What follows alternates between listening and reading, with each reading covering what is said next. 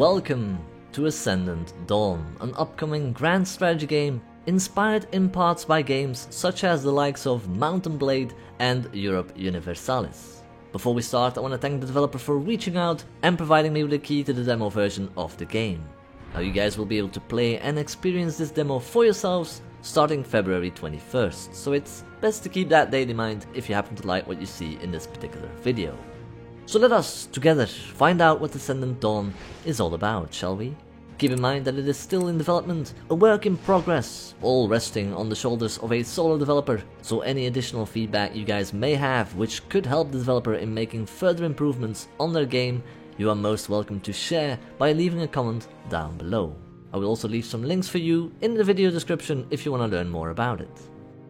Now I did do my research in terms of the basics, the setting, and in a nutshell, you lead a nomadic tribe in a brutal Bronze Age world, traveling around, hunting deer, gathering resources which you can then trade with other factions and cultures on the map.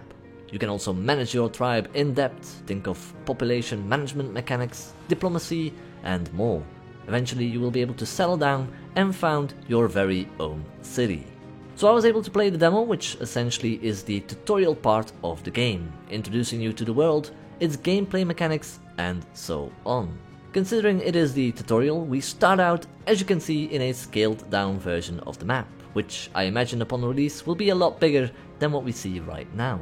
The trailer hinted as much. The game is being developed in Unreal Engine for those interested. I saw a post of the developer saying that it's not typically used for making grand strategy games, but that it works rather well in this case, as they're going down a different route to most.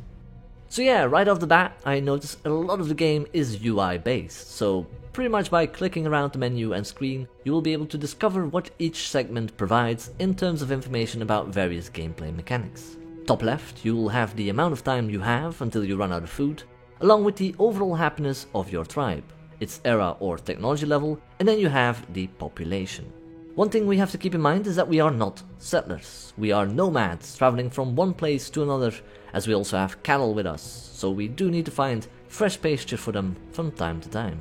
In the top right, we can determine the speed of the game, and we can see what season it is at the moment. So point and click away, and then work with your game speed to start moving. Alright, so our advisor told us to hunt some deer and slaughter them, which I didn't. Yet. And he then informed us that it would be wise to head down the valley and see what else we can find. So whilst I was moving my party down the valley, the weather suddenly shifts, and I noticed winter was upon us, which what it essentially does is it covers the elevated parts of the map, including the one I was in, with snow and heavy blizzards. Now what I learned from snow is that it's cold. This may be shocking to some of you, but it also applies to real life, this game. Don't move around in it for long, because it will affect the amount of resources that your tribe is foraging, and it also causes attrition. We now see in the distance the city of Markenborg. Visiting it will provide us with a series of choices, among which trade, so we can trade our items in exchange for gold or resources that they have. We can also steal food, but doing so will risk them spotting us doing it, resulting in bad reputation with them, which obviously makes sense. We can also raid them, but considering I don't have any troops at the moment, I think that's probably not what we want to do right now. It is a settlement of more than 5,000 people with an army of 200 soldiers plus militia defending it, whilst we are currently numbering less than 700 in our tribe. The odds are not with us, I fear. So, I took the opportunity whilst staying in the city to just, swipe through some of the introduction screens and learn a bit more about the game. And let me tell you, it's a lot of information coming your way, which isn't necessarily a bad thing. I just noticed that when I was playing this game, I was sometimes drowning in the information because of my feeble mind, It's just not that strong. But I'm glad to say that I came through in the end. I should actually play more of these types of strategy games, to be fair. They are often hard to get into, but once you get a grasp of it, they leave you with a lot of satisfaction. So, I'm learning a bit more about the systems that are at work when you're traveling or staying in one spot, or that are at play in other parts of the world. I mentioned our tribe travels with livestock, which will grow in number when you make camp, as long as there's good pasture.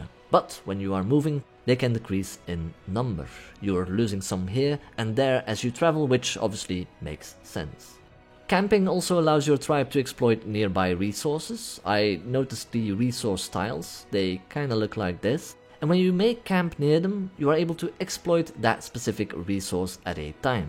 For example, this one offers you wine, and only if you have the corresponding nomadic structure set up. You need wood for those. And now it took me about 15 minutes till I noticed there was also a resource tile for wood. Look, I thought if I made camp close to any forest on the map that my tribe would automatically cut down trees in the neighborhood. I didn't realize there, even though it says it right here. I missed it, okay? I know I'm an idiot. I'll tell me when I'm an idiot, which is essentially what I'm doing right now. Don't you monk me. So anyways, you go collect that wood from the wood resource tile, and then you will be able to make the structures needed to harvest the more exotic resources. Food, which shouldn't come as a surprise, being the most important resource to have in the game. Without it, you are done. I mentioned that our tribe brought cattle with them. We can actually use that cattle to get food. We can also milk them and use them to get textiles. There are different types of livestock, each having its own benefits. Apart from cattle, you can hunt deer, trade, or raid to get food. Now, raiding is actually a vital part of this game because it can give you quite a bit of resources other than food. When you plunder a city, you can also take prisoners and slaves. Each comes with its pros and cons. Since this is just the tutorial, I thought I'd just stick to the basics for now. The game also told me that I had no heir, so I clicked on the notification, which if you do, will bring you right here to this tab, where it provides you with more details on the leader of your tribe, like its household, the retainers serving them, and other positions that you can fill in, which will bring you more bonuses. Another big resource aside from food is authority. Authority will actually allow you to generate notables within your tribe. You also need authority to research new technologies, which in turn will give you bonuses and new perks. And, also important, you need authority to recruit troops, which you can then use to raid settlements. Combat was a bit underwhelming, I must say. That's just my personal feeling. What happens when you raid is you enter this screen, which is sort of like a chessboard, where you can move a certain number of tiles forward, left, right and backwards. A very old school turn-based tactical battle.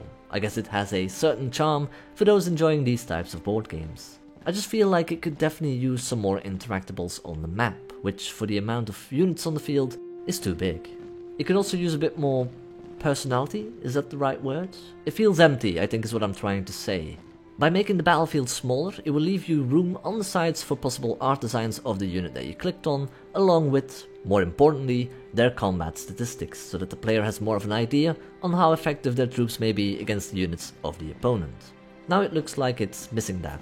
I don't know if that's an idea that's already being worked on, or if it's an absolutely horrible suggestion. Just forwarding my opinion here. So, the battle works with a morale system, which, when inflicting losses on the enemy troops, you drain that bar, and when it hits 0, or I imagine when you completely wipe out the enemy troops on the field, you are victorious. When you win your battle, you get a screen that shows you the loot gained, as well as the amount of slaves and notables that you've taken prisoner, with the casualty list written underneath. The village that you've raided has now been set on fire. You can see it burn right here on the map, with the occasional groan or cry from one of its remaining inhabitants playing in the background. Thus kind of ends the tutorial, because the objectives are to raid a settlement, build some tribal structures, harvest resources and reach 4,000 population. The latter you reach by properly managing your tribe, researching technologies, making sure that everyone is more or less happy, building structures, and that's pretty much it. Before I forget, whilst traveling you will also get these random events, which I do like. They can either help or hinder your progress. These can range from a thief having been caught stealing during the night, to people in the tribe being fearful of other tribes, and you being forced to make a decision to be more isolationist or not. I quite liked having that randomness factor in the game. It makes it a bit unpredictable what happens next, and how it will impact your progress. So yeah, I'm gonna leave it at that. It is the tutorial after all. I must say I see a lot of potential in this game, but there's still quite a bit of work to be done as well. I would love to know what you guys think of Ascendant Dawn, so please let me know in the comments down below. Keep any discussions or feedback civil, and as always you can come up with your own suggestions of other games and or mods that I should cover on the channel. That having said, I hope you enjoyed watching my video, subscribe to become a monk and to stay up to date on all that is French monk related, and I'll hopefully see you in the next one. Take care everyone.